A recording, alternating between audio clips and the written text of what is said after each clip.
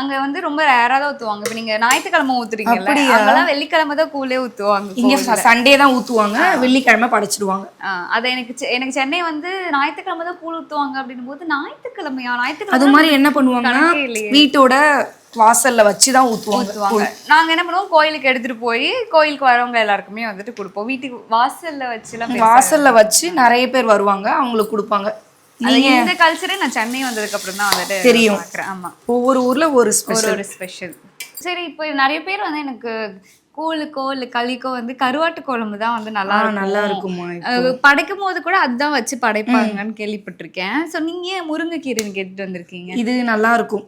முருங்கைக்கீரைக்கும் கூழுக்கும் நம்ம தொட்டு குடிக்கையில சூப்பரா இருக்கும். சூப்பரா இருக்கும். நார்மலா எல்லாருமே கருவாட்டு குழம்பு வைப்பாங்க தெரியும்.